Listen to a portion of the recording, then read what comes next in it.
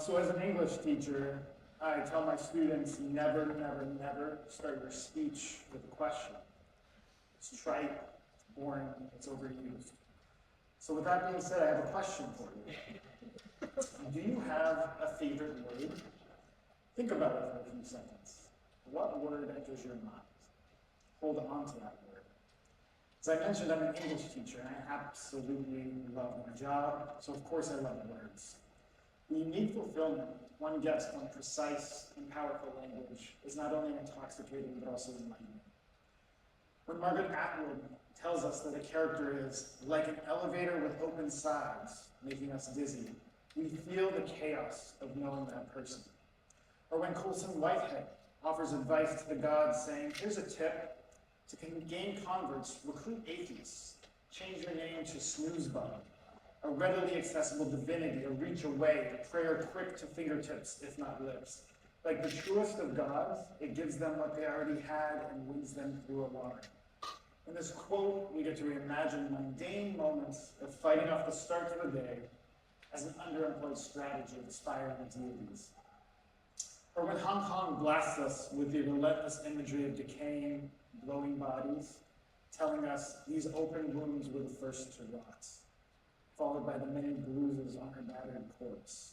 Her toes, with their dear pedicure, were initially intact with no external injuries, but as time passed, they slowed up like tubers of ginger, turning black in the process.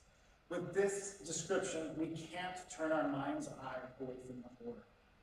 Pedicures and ginger, who thought they could be weaponized to churn our stomachs, the effects of violence. With these words, we understand something in a way that we couldn't if it weren't for the author's remarkable talents, for putting into writing that which may elude us into the chaos of daily life. Yes, I love words and language and how they connect us. This love has me worried about the state of my discipline. Study of and the prominence of the humanities writ large is waning. The 2025 article in Yale's student newspaper noted a drop in humanities degrees of 50% in recent years. The Guardian article from last year lamented the decline in English literature offerings, decrying the decision from a university in Canterbury to stop offering its English lit degree. If the place that shares a name with one of the greatest works of literature, the Canterbury Tales, can't produce enough demand for my discipline, what on earth are we to do? Goodness, what are my colleagues and I doing so horribly wrong to make our discipline so unappealing? Undoubtedly, much of this is linked to the reality that your economic prospects may be more advanced if you study other subjects. Even so, we must ask ourselves, what are we losing with this slow death in the humanities? Others have capably noted the roles of literature, art, and the rest of the humanities in fostering empathy and understanding at a time when it's needed most. They're right. One need only look at the depressing dearth of compassion emanating from so many high-profile places for this to be plainly obvious. But rather than rehearsing these strong points here, I'd love to convey a recent experience from my grade 10 English class. We just started reading the Epic of Gilgamesh, an approximately 4,000-year-old story of a quasi-god struggling to contend with his own mortality, and the potential meaninglessness of life if we accept the inevitable. Namely, that we're pathetically temporary in our existence. So my teaching team and I, we asked 10th graders to imagine that they've lived a full life, a complicated life, a life of travails that made them question whether it was worth it, but a life they were ultimately proud of. Then, we asked them to list the 10 things their future self would tell their loved ones about what gives our lives meaning or purpose. My students then put these 10 things into different categories. Relationships, doing good in the world, working hard, religion and spirituality, money. By the way, a huge number cited money as providing meaning. Spoiler alert, it does not. And you know what? When we compared this list, though, this list of categories, we found some fascinating overlap between what these 15 and 16-year-old students identified and some of what the writers of Gilgamesh posited thousands of years ago.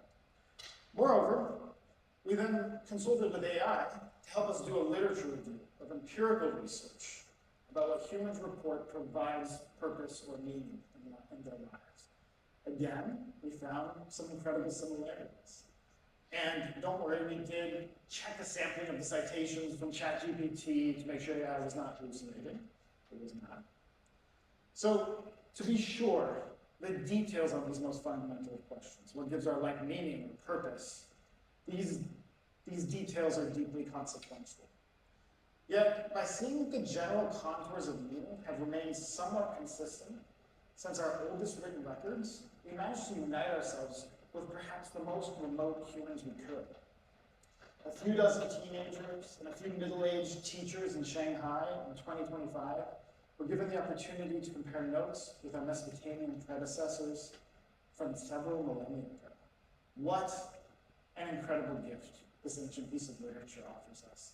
It reminds us that even the most successful, most technically apt among us, you see Gilgamesh, who this is about, he was partially divine. He was the ruler of Eulogy, the greatest city of his day. And he was famous for the engineering feat of creating ramparts and walls around his city that revolutionized life there. Even someone like him faced an existential crisis. So no matter how successful you are, no matter how accomplished in any field, no matter how much money you make, someday you are going to ask yourself, what is it all for? And literature will be among the most powerful tools for you to turn to in that moment. So let's check in. Have you thought of your favorite word? At least one that comes to mind? Please hold on to that word and tell me about it after the show. People's favorite words produce some of the greatest stories, or at least most interesting rationales for that word. But for now, I'll share mine with you. And mine today, as you may have guessed from my self-serious title to this talk, is palimpsest. I first encountered this word in Margaret Atwood's The Handmaid's Tale. On the first page of this iconic novel about a dystopian future. And in this novel, women's autonomy has been severely curtailed. Religious fanatics control women's bodies to aid the procreation of the ruling class. So literally, a palimpsest, as you can see up here, is a piece of writing that had the original words scraped off and replaced with something new. But there's still remnants of the previous writing. It sounds pretty boring, right? No, this is such a powerful metaphor. In that first paragraph of The Handmaid's Tale, Atwood describes the gymnasium where women in the novel are held captive, being brainwashed to serve as the progenitors of a new generation by providing children to the ruling elite. She writes of this old high school gym, quote, dances would have been held there, the music lingered, a palimpsest of unheard sound, style upon style, an undercurrent of drums, a forlorn wail, garlands made of tissue paper flowers, cardboard devils, revolving ball of mirrors, powdering the dancers with the snow of night. Holy hell! That banal, musky old gym has been transformed into a ghost town with the sights, smells, and sounds of the old order that are all but palpable, yet out of reach in the face of the new oppressive system. And because she's Margaret Atwood, she didn't just leave it there. This word appears in the first paragraph and then becomes an agile motif over the next several hundred pages, a metaphor for politics, family, memory, which is brilliant. I love this word palimpsest, and I'm haunted by it. Not just because one of the great authors of our time deployed it in her seminal work, but also because it's a useful metaphor for the humanities as a discipline. The current rate of decline, the old manuscript of the humanities is being scraped, and it's unclear what will remain or how we can rewrite ourselves in an age when students are voting with their feet to study other subjects, when funding for the humanities is decreasing, when AI is revolutionizing writing and superimposing itself on the legacy of thousands of years of the written word, drawing into question what it means for humans to create meaning. Am I most pessimistic? I worry that in this palimpsestic state, we who love the humanities are but ghosts of ourselves. Living ghosts, but zombie-like, rather than exuberantly haunting and vivaciously alive.